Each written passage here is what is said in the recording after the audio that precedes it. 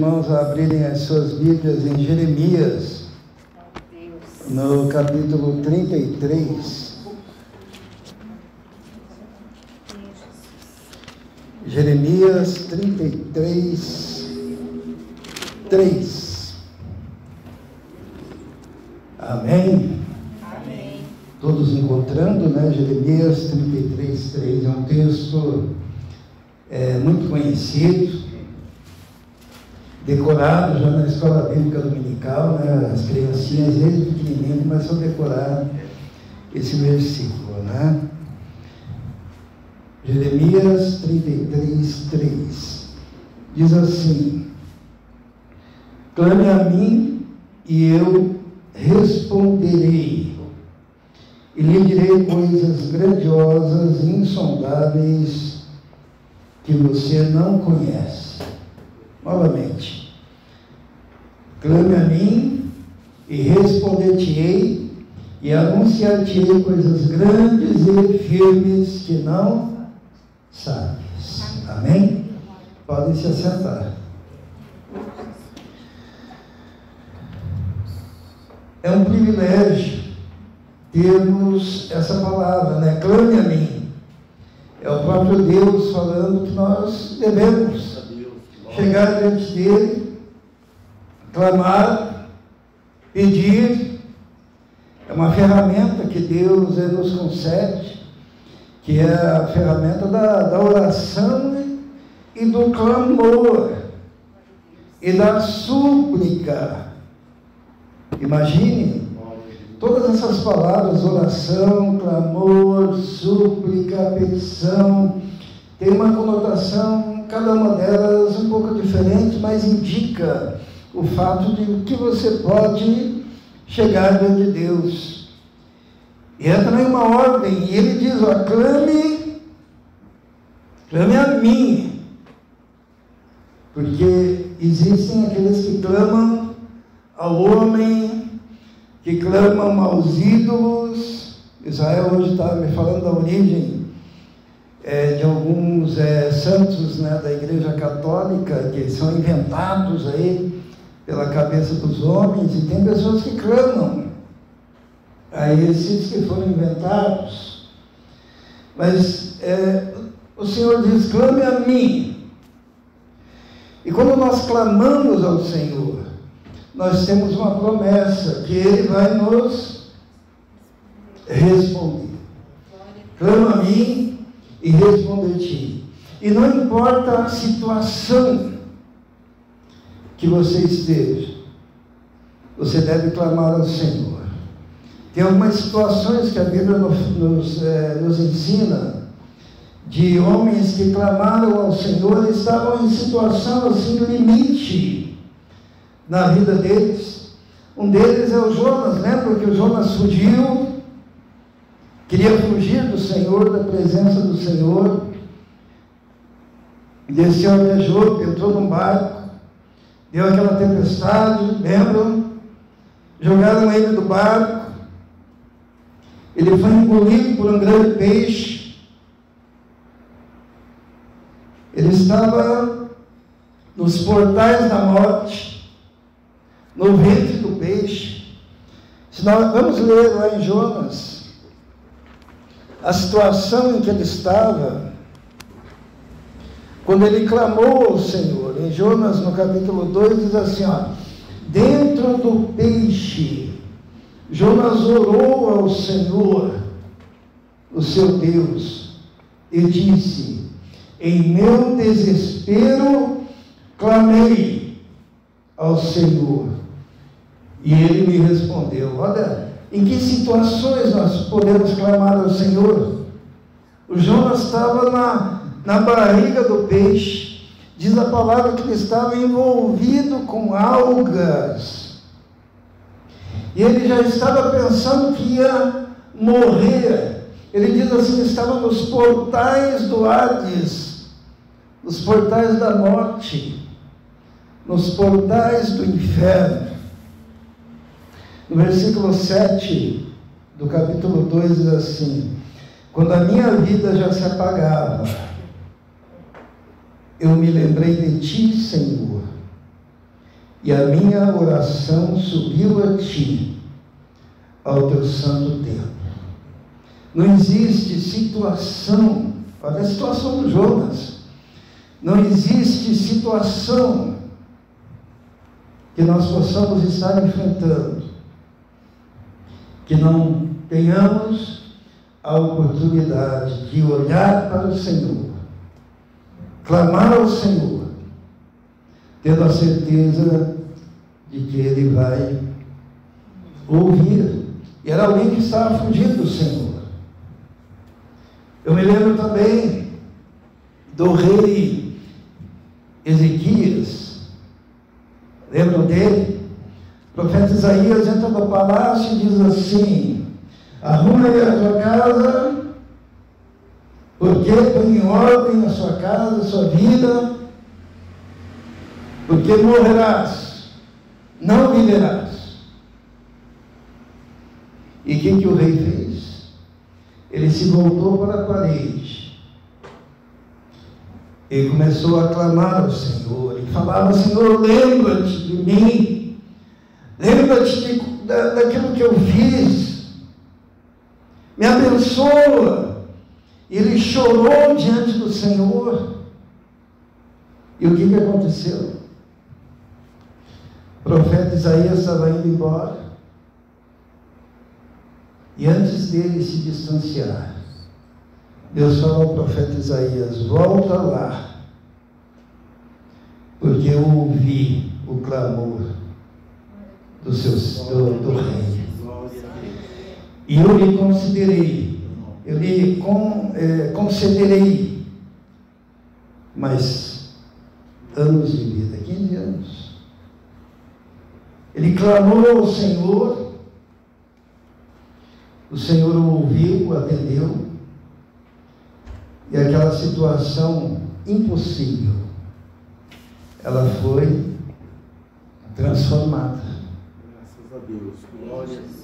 Às vezes a gente olha as situações e pensamos assim: não existe a menor condição de algo ser resolvido.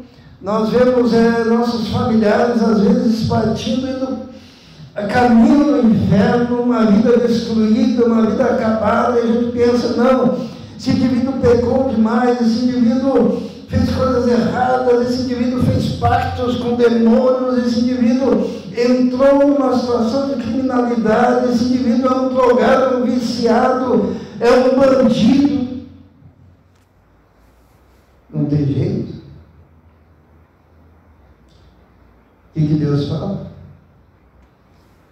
Diz assim: clama a mim e responder-te-ei. Eu me lembro do rei Manassés, no capítulo 33, de segundo livro de Crônicas. Diz que o rei Manassés, o que ele era? Ele fez o que o Senhor reprovava, ele reconstruiu os altares que o seu pai havia derrubado. Ele inclinou-se diante de todos os exércitos celestiais. Ele construiu altares a todos eles. Chegou a queimar os próprios filhos em sacrifício no vale de Ben-Hinom.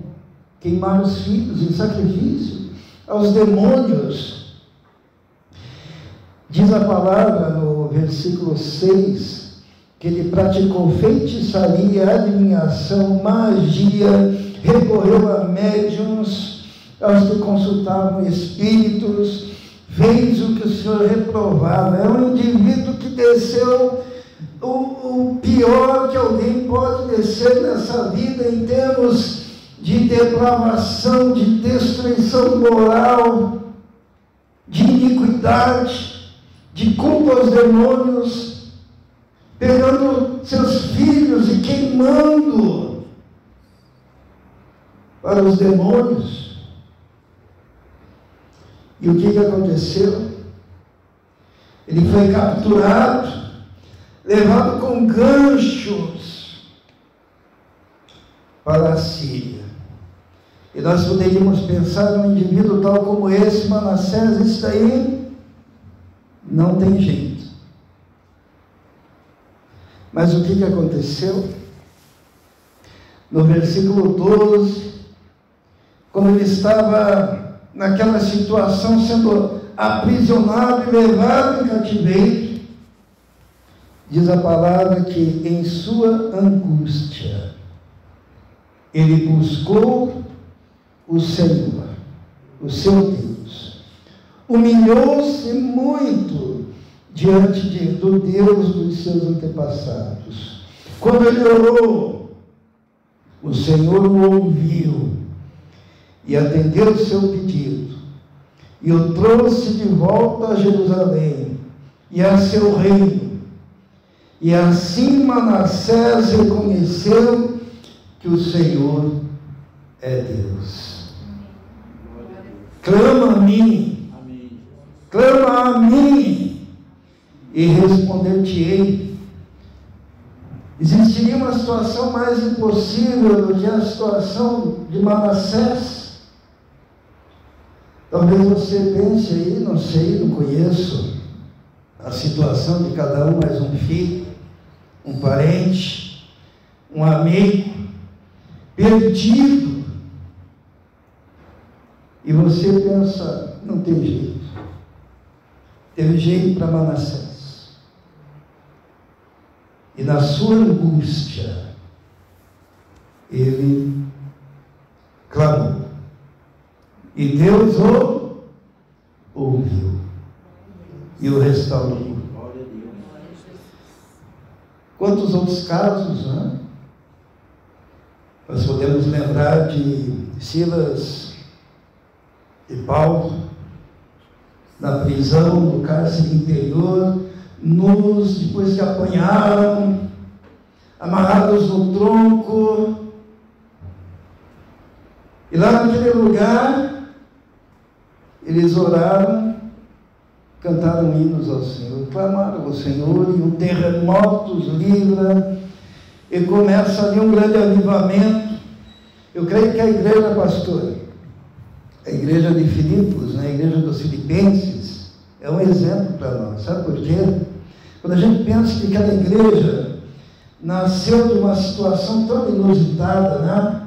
Paulo chega lá em Filipos, daí tem a Lídia que se converte, diz, vem na minha casa, ele vai, eles iam orar no lugar de oração, na beira do rio, e daí o primeiro membro da igreja, quando eles começam a evangelizar, é uma menina endemoniada, né, que dizia, estes são servos do Deus Altíssimo, e durante muito tempo, ela gritava indo atrás de Paulo, até que num dado momento, num discernimento espiritual, Paulo olha e diz assim, repreende aquele demônio, aquela moça é liberta. Primeiro membro da igreja, uma ex-endemoniada. Paulo, depois quando escreve aos Filipenses, diz assim que eles se alegraram com eles, porque eles eram fiéis desde o primeiro dia. Né? O primeiro dia foi na beira do rio. Daí começa a nascer da igreja uma endemoniada,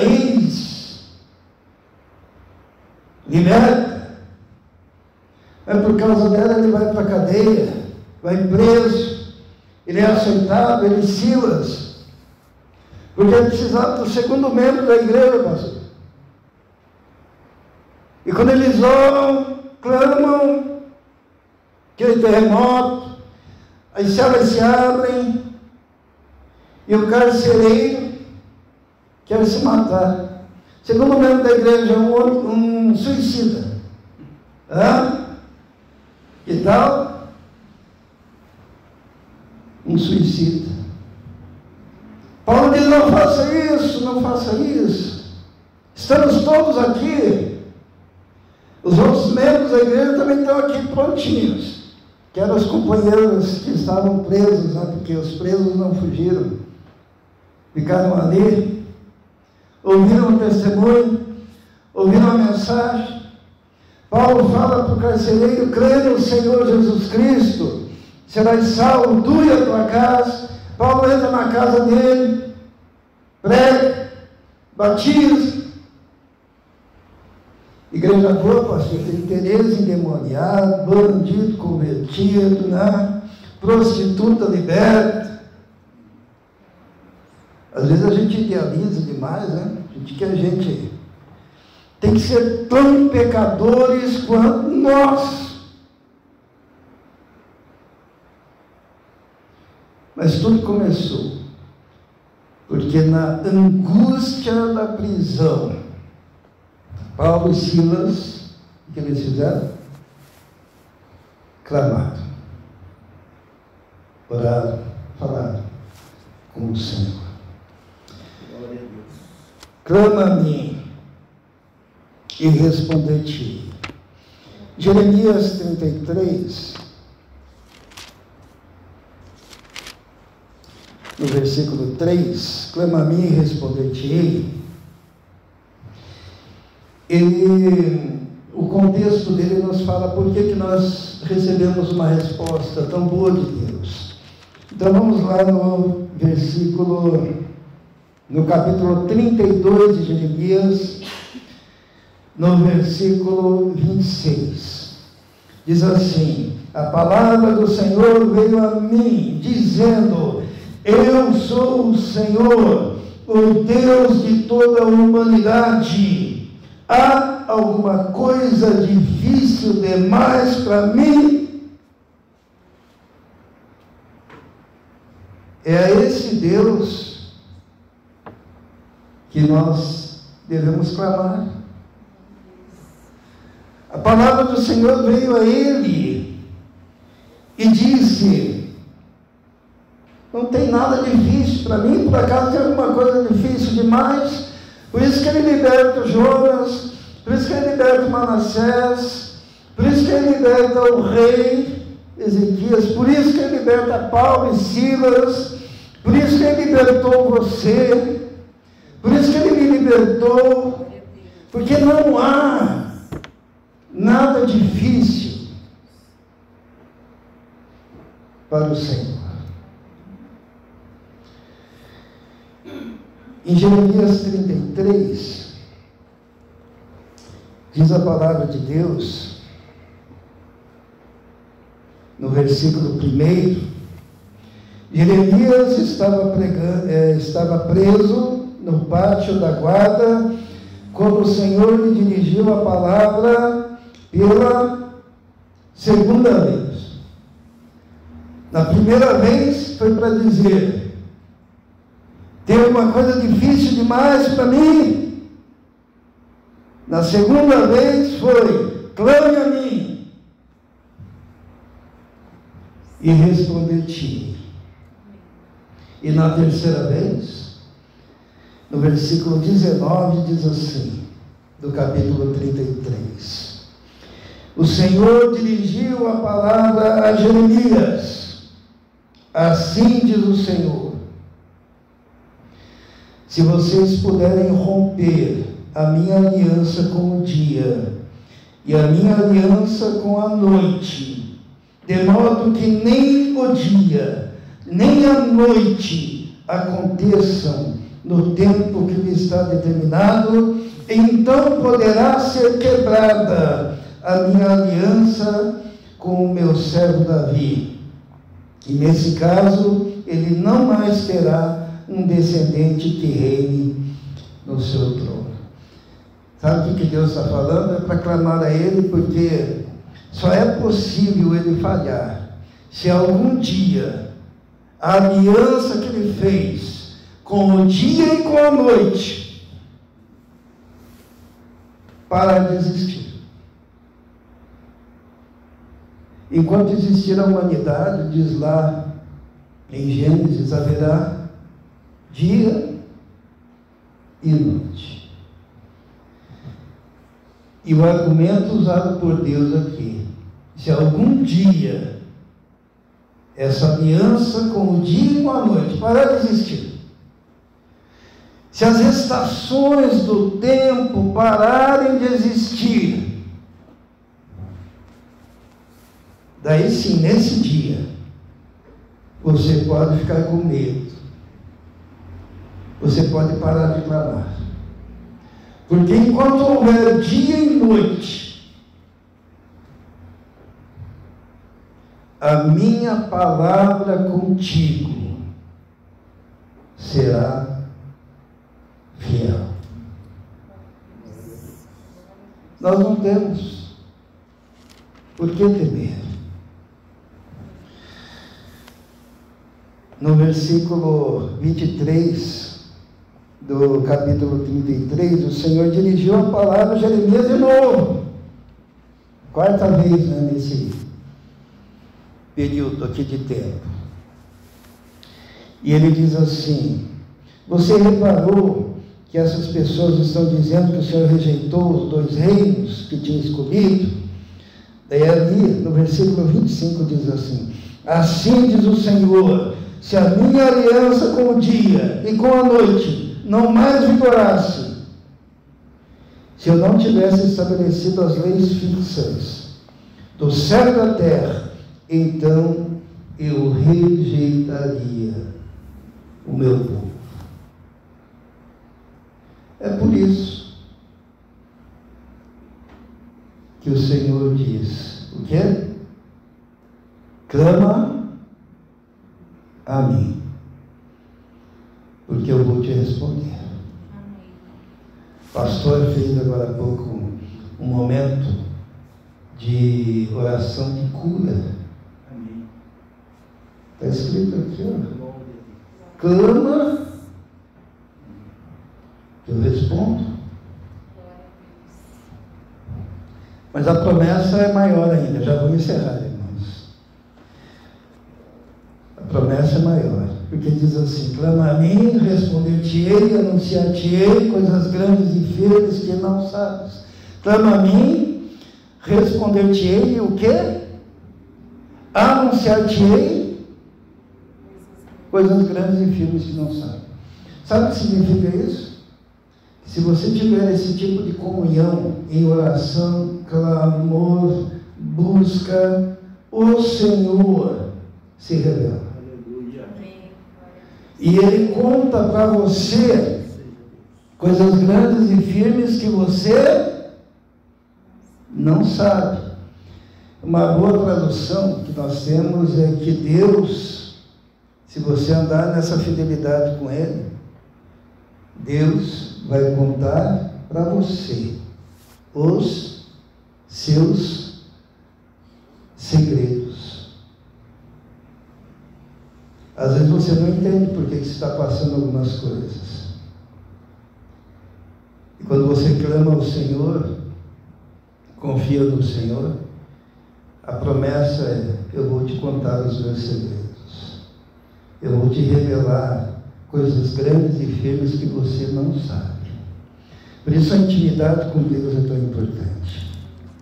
Nós vamos ler o último versículo, que está no Salmo 25. E eu quero te incentivar a ter essa comunhão com Deus. Salmo 25, versículo 14. Porque essa promessa é para você. Diz assim: o Senhor confia os seus segredos aos que o temem e os leva a conhecer a sua aliança.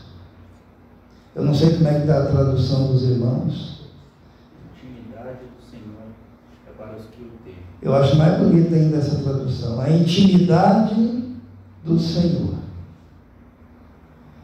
Isto é, a promessa é que Ele vai se revelar na sua intimidade, vai revelar os seus segredos. Se você andar no temor do Senhor, clamando ao Senhor, orando, reservando tempo com o Senhor. Todos os avivamentos que aconteceram coisas diferentes, né? Às vezes aconteciam coisas estranhas, né? Jonathan Eduardo pregando lá sobre pecadores nas mãos de um Deus, né? Todos conhecem esse sermão, né?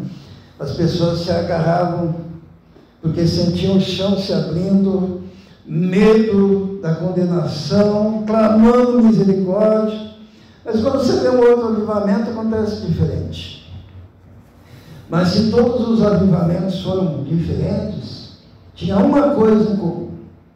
Qual que é? Em todos os avivamentos, o que movia aqueles avivamentos era porque tinha um povo que clamava ao Senhor e buscava intimidade com Deus. Então, pastor, culto de oração,